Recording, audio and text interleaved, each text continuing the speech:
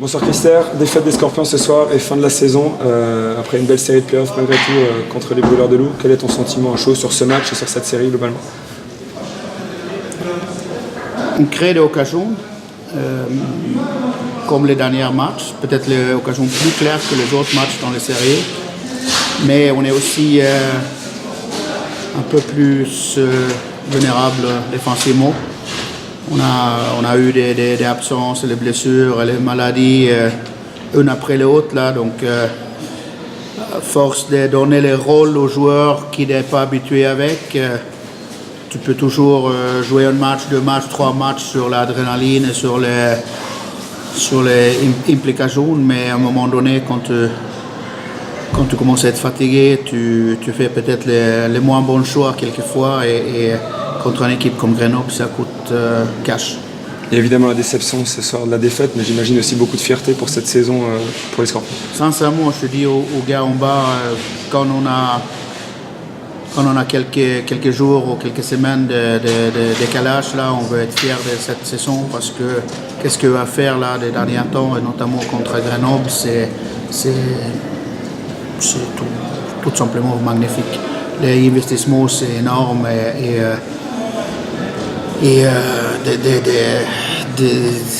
d'attitude de chacun, parce que même là, on était mené avant le troisième tiers, changer les gardiens deux fois pendant à jouer, parce que Surek était censé jouer au début, mais il a un gastro, il a vomir dans le vestiaire avant d'entrer sur la glace, donc il ne pouvait tout simplement pas jouer.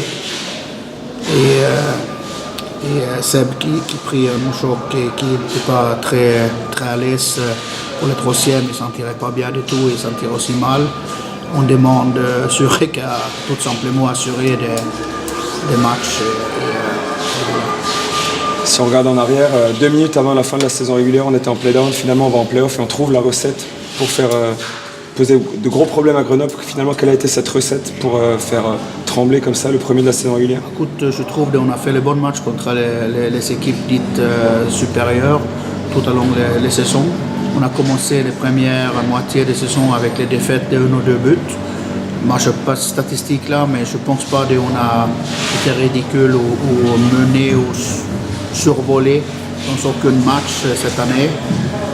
On a trouvé notre rythme, on a grandi dans les costumes de Ligue Magnus. On a également eu Martin qui a stabilisé un petit peu en arrière.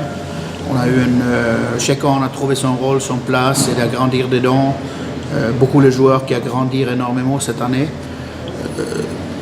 Moi, je trouve on a juste doucement mais sûrement entré dans les costumes de Ligue Magnus. Et là, on était à la fin de nos possessions à tout le monde parce que c'est pas que au play-off. Après, c'est vrai, contre Grenoble, on a été très solidaire défensivement. Tactiquement, c'est peut-être plus facile à jouer défensivement que trouver un système qui dépasse offensivement, c'est plus compliqué. Mais les joueurs ont appliqué des consignes jusqu'au bout. On a travaillé ce système tout au long de la saison, peut-être pas utilisé aussi conséquent comme on a fait dans cette quart de finale, mais je trouve que c'est une équipe qui a fait ce résultat, une équipe. On peut finir peut-être avec un mot sur le public qui a poussé l'équipe jusqu'au bout, même si c'était compliqué à la fin, ils ont vraiment fait la fête aux joueurs. Oui, je pense que un public comme le nôtre et les connaisseurs, ils voient quand les joueurs mouillent les maillots et quand ils travaillent. On ne peut pas dire qu'on a un joueur qui a triché ou qui a... Bien sûr, on a fait les fautes. Même moi, j'ai comme l'habitude de crier sur les joueurs qui ont fait les fautes.